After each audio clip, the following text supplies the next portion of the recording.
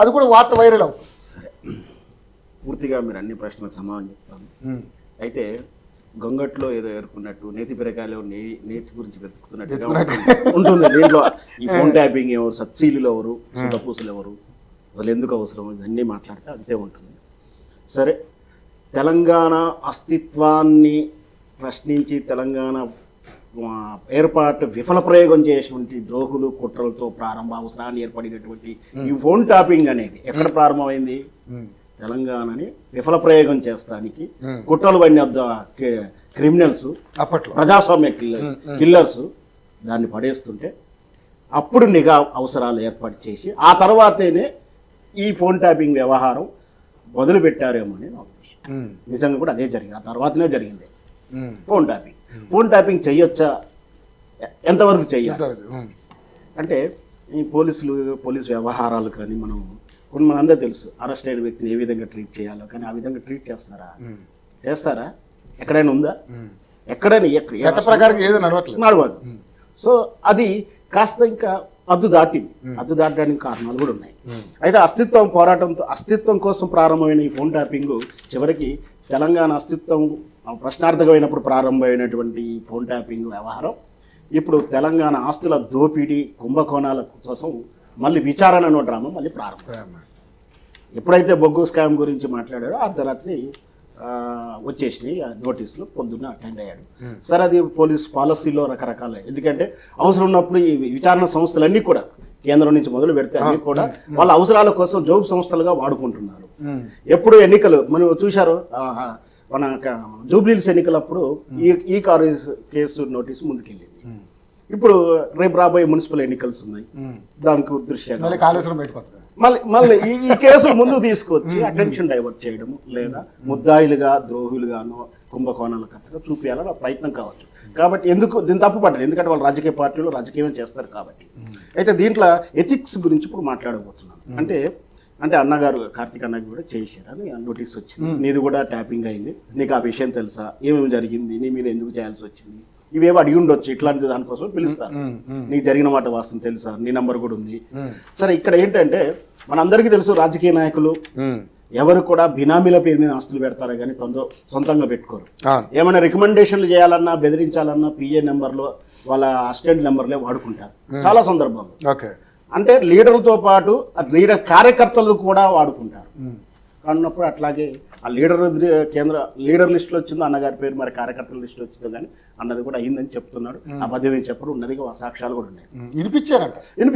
వినిపిస్తున్నప్పుడు విన్నప్పుడు అన్ని వినాల్సి వస్తుంది. ఎందుకు విన్నారని ప్రశ్నించాలి కానీ ఏమేమి విన్నారని అడగకూడదు. నిజంగా కూడా మనమే అనుకొని మనం ఎన్నో మాట్లాడుతూ, మనకు మంచి ఉంటాయి, చెడు ఉంటాయి, ఎన్నో రకాల ఇంటరాక్షన్ వినకూడదు. వినారని మన పోలీసులు వాళ్ళ చేతికి వెళ్ళిన తర్వాత మనం మాట్లాడేది ఏం లేదు. బట్ దాన్ని మిస్యూజ్ అయినప్పుడే మనం ఇబ్బంది పడాలి.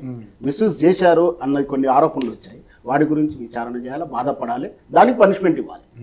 అయితే ఇక్కడ ఏంటి, ప్రభుత్వాన్ని బడేస్తుతో పాటు ప్రారంభమైనటువంటి ఈ అస్తిత్వం అనేది, ఈ ఫోన్ ట్యాపింగ్ అనేది వాస్తవానికి గతంలో మీరు అన్నట్టు సంఘ విద్రోహ చర్యలకు, లేదా నక్సలైట్లకు, లేదా రౌడీలకు, ఏదంటే రెగ్యులర్ అఫెండర్స్ ఉంటారు, వాళ్ళ మీద నిఘా పెడతానికి ఈ వ్యవస్థ ఈ ఫోన్ ట్యాపింగ్ అనేది చేయొచ్చు, తప్పేం లేదు. కానీ ఇంకా టెక్నాలజీ పెరగడం వల్ల ఈ పైగాసెస్ లాంటి కొత్త టెక్నాలజీ వచ్చింది. మనకు తెలుసు, మన భారత ప్రభుత్వం కూడా, నరేంద్ర మోడీ కూడా ఆ పైగాస్ సాఫ్ట్వేర్ కొన్నారని ఆరోపణలు ఉన్నాయి. ఇక్కడ ఏ ప్రభుత్వమైనా నిఘా పెడుతుంది, ఇంటెలిజెన్స్ రిపోర్ట్ పనిచేస్తుంది ఖచ్చితంగా. కాకపోతే ఆ ఇంపార్టెంట్ వ్యక్తులు లేదా బాగా క్రిమినల్స్ మీద చేసేది కాక ప్రత్యర్థుల మీద, సొంత మంత్రివర్గాల మీద కూడా నిఘా జరిగిందని గతంలో కూడా ఉంది. ఎన్టీ రామారావు ప్రభుత్వం పడేసిన కాడి నుంచి కూడా ఆ మంత్రుల మీద, మంత్రుల యొక్క కూటాల మీద, ముఖ్యంగా కాంగ్రెస్ ప్రభుత్వం ఉన్నప్పుడు కూటాలు ఉంటాయి, అందరు ఎవరు మూటాలు ఉంటాయి, వాళ్ళ మీద చేస్తూ ఉన్నాయి. కానీ అది దుర్వినియోగం అనేప్పుడే మనం బాధపడాల్సిన విషయం. ఈ కేసులో సాలిడిటీ ఎంత అంటే, చట్ట ప్రకారం నిరూపణ జరగడానికి ఎలాంటి ఆధారాలు ఉన్నాయి, ఆల్రెడీ నాశనం చేయబడ్డాయి. కేవలం రాజకీయ ప్రాపకండం కోసం మాత్రమే ఈ కేసు నడుస్తూ ఉంటుంది. ఎవరికి పనిష్మెంట్ ఇచ్చేది ఉంటే సార్ అన్నట్టు అధికారులు ఎవరిని విచారిస్తలేరు. అవును. అధికారులు విచారించే విచారణ ఎదుర్కోవాల్సిన ప్రభాకర్ రావు అనే వ్యక్తి మీద ఇంతవరకు ఎటువంటి యాక్షన్ తీసుకోలేకపోయారు. విచారణ చేయాల్సిన అధికారులు, విచారణ ఎదుర్కోవాల్సిన అధికారులు ఇక్కడ వినండి, ఇక్కడ విచారణ ఎదుర్కోవాల్సిన అధికారులు విచారించే అధికారులుగా కూర్చొని ఉన్నారు. అదే విచిత్రం. రాజకీయ నాయకుల్ని పోలరైజ్ చేసుకోవడానికి మాత్రమే కేసులు వాడుతూ ఉన్నారు. ఒకవేళ దీంట్లో స్కామ్ లేదంటే ఆర్థిక సంబంధం లేదు. ఆర్థిక సంబంధం ఉన్న ఈ రేసులు లాంటివి ఉన్నాయి, ఈ రేసులు ఉన్నాయి, కాళేశ్వరం ఉన్నాయి. మరి అల్టిమేట్ బెనిఫిట్స్ ఎవరంటే మళ్ళీ వీళ్ళ మిత్రులే. అధికార పార్టీతో మిత్రులే, ప్రతిపక్ష పార్టీతో మిత్రులే. వాళ్ళ మీద చర్యలు తీసుకోగలుగుతారా? తీసుకొని సాధించగలుగుతారా? ఏమి ఉండదు. కాకపోతే రాజకీయ ప్రాపకండం. వీళ్ళంతా స్టేజ్ల మీద, మైక్ల మీద మాత్రమే ప్రత్యర్థులు. తెర వెనక అంతా పార్ట్నర్సే. అదే తెర వెనక అంతా స్నేహితులే. అన్ని పార్టీలు మొత్తం చెప్తున్నాను, తెర వెనక అంతా స్నేహితులు. వీళ్ళు కేవలం జనాన్ని మోసం చేయడానికి మాత్రమే ఈ విధంగా తెర వెనక స్నేహితులైన మాటకి నిజంగానే మరి హరీష్ రావు గారి ఫోన్ కూడా ట్యాపింగ్ జరిగిందంటే ఆయనకున్నటువంటి సత్సంబంధాలని బయట పెట్టడం కోసం. ఎందుకంటే ఆయన మంత్రి పదవి కూడా ఒక 3 నెలలు ఆపేరు. ఆ కారణంతో కావచ్చు, కవిత గారే కావచ్చు, వీళ్ళ మీద ఫోన్ ట్యాపింగ్ జరిగిందంటే వీళ్ళు అనుమానాస్పదంలో ఎందుకు వ్యవహరించారు అనేది ఆలోచించుకోవాలి. వీళ్ళ క్యారెక్టరైజేషన్లో కవిత గారి క్యారెక్టరైజేషన్ కానీ, హరీష్ రావు క్యారెక్టరైజేషన్ కానీ, ఈటల రాజేంద్ర కానీ వీళ్ళ మీద నిఘా పెట్టాల్సిన అవసరం అదే కేసీఆర్ ప్రభుత్వానికి, కేసీఆర్కి ఎందుకు వచ్చింది? వీళ్ళ మీద ఎందుకు అనుమానం వచ్చింది? వీళ్ళ ప్రవర్తనలో ఎందుకు అనుమానాలు ఉన్నాయి? వాటికి సమాధానం ఎవరు చెప్పాలి? వీళ్ళంతా ఇప్పుడు విక్టమ్స్ అను శుద్ధపూసలు అంటున్న వీళ్ళంతా కూడా కవిత కానీ, హరీష్ రావు కానీ, ఈటల రాజేంద్ర కానీ అందరి మీద నిఘా ఉంది. కేటీఆర్ అయితే నా మీద ఫోన్ ట్యాపింగ్ అయితే ఎవరు అనలేదు, ఆయన మీద చేసినట్టు కూడా అనిపిస్తుంది. సో అంటే కేసీఆర్, కేటీఆర్ ఒకటైతే హరీష్ రావు మీద కూడా అనుమానం వచ్చిందంటే హరీష్ రావు అంటే అల్లుడు కాబట్టి అనుమానం వచ్చింది. కూతురు మీద కూడా ఎందుకు అనుమానం వచ్చింది అనేది కదా ఇక్కడ అదే కదా. అక్కడ తెర వెనక ఏం జరుగుతున్నదే కదా. అనుమానం ఎందుకు వచ్చిందని నేనే ప్రశ్నిస్తున్నా. అంటే వాళ్ళు ప్రతిపక్ష పార్టీలతోటి ఏ కుట్రలు చేస్తున్నారా, ఏం వ్యాపార లావాదేవీలు చేస్తున్నారు, అట్లా చేయడం బట్టి వీళ్ళ మీద అనుమానం వచ్చి చేశారా? చేసింది. చేసి పెద్దలకు ఎవరికి ఇవ్వాలనో అది మరి కేసీఆర్ఏయా ఎవరు అనేది వాళ్ళకి రిపోర్ట్ ఇచ్చారు. పోలీసులు వాళ్ళ డ్యూటీ వాళ్ళు చేశారు. నేను మొదటి నుంచి చెప్తున్నా, ఈ రాజకీయ నాయకులు ఆడే ఈ విన్యాసంలో బ్యూరోక్రాట్స్, ఐఏఎస్ ఆఫీసర్ బలవుతున్నారు. ఈ ఫోన్ ట్యాపింగ్ ఎవరైనా అన్ని ప్రభుత్వాలు చేస్తున్నాయి. ఈ స్కామ్లు అనేది నిన్న బెస్ట్ ఎగ్జాంపుల్ ఆంధ్రప్రదేశ్ ఎగ్జాంపుల్. మొదటి చంద్రబాబు పాలన తర్వాత, ఆయన పోయిన తర్వాత వైఎస్ జగన్మోహన్ వచ్చిన తర్వాత ఆయన మీద ఆ పాలనలో జరిగిన స్కాములు, లీకులు అన్ని కూడా అన్నిటి మీద కేసు పెట్టారు. మళ్ళీ చంద్రబాబు నాయుడు వచ్చిన తర్వాత మళ్ళీ వైఎస్ జగన్మోహన్ రెడ్డి మీద. అట్లాగే ఈరోజు బీఆర్ఎస్ పోయిన తర్వాత కాంగ్రెస్ వచ్చింది. కాంగ్రెస్ పోయిన తర్వాత మళ్ళీ వాళ్ళ మీద కేసులు కూడా బయటపడతాయి. లక్కీలు ఏంటంటే కాంగ్రెస్ లో వాళ్ళ పార్టీ మీద వాళ్ళ కేసులు పెట్టుకోవడం గతంలో కూడా చూసాం. అలా జరుగుతున్న గన్ను బెదిరింపులు అన్ని కూడా వాళ్ళ పార్టీ నుంచి బయట క్లిక్లు వస్తున్నాయి. ఈ కేసులు ఏది నిన్నటి ఎన్టీవీ కథనం, దాని వెనక ఈ బొగ్గు స్కామ్ ఎంత కూడా మళ్ళీ వాళ్ళ పార్టీ నుంచి వచ్చింది, బయట నుంచి వచ్చింది కాదు. సో అది కాంగ్రెస్ లో కొంచెం ప్లస్ అయింది. ప్రజలు ఇంకో ప్రభుత్వం మారిందాక ఎవరో విమర్శించాల్సిన పనిలే, ప్రభుత్వం వచ్చిందాక పడతా ఉంటాయి. సరే ఏం జరుగుతుందో రేపు ఈ ఫోన్ ట్యాపింగ్ ఎక్కడ దాకా వెళ్తుందంటే ఫలితం అయితే నేను ముందే కోర్టు తీర్పు మాత్రం నేను ముందు చెప్పకూడదు అనుకోడే కానీ దాంట్లో సాధించేది ఏముండకపోవచ్చు.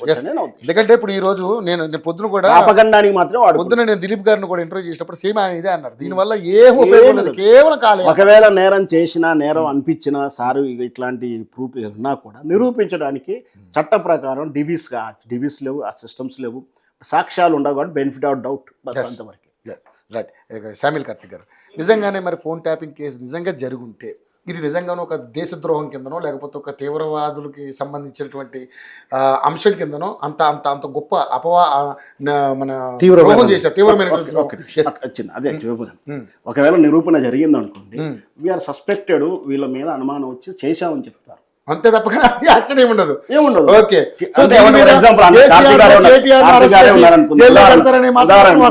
ఉదాహరణకు చెప్దాం. కార్తిక్ గారు, అవునండి మాకు ఇంటెలిజెన్స్ రిపోర్ట్ ఉంది కాబట్టి సస్పెక్టెడ్ సామాన్ అంటే నీకు ఎవరు చెప్పారండి విచారణలో వచ్చింది, జస్ట్ విచారణ చేసాం అంతే. బస్ దానికి చేసిన దానికి ఏ ప్రూఫ్ చేసినా డివిస్ మళ్ళీ లేదు, అంటే టెక్నికల్ ఎక్విప్మెంట్ ఉండాలి. కానీ ఎందుకు చేశారు అనే దాని మీద మాత్రం శిక్ష ఉండదు. ఎస్, ఇప్పుడు నిజంగా ఆయన అన్నదానికి ఈ క్వశ్చన్ నాకు తెలిసిన చట్టాలు ఇంత హాస్యాస్పదంగా మనం ఎట్లా మాట్లాడతాం సార్?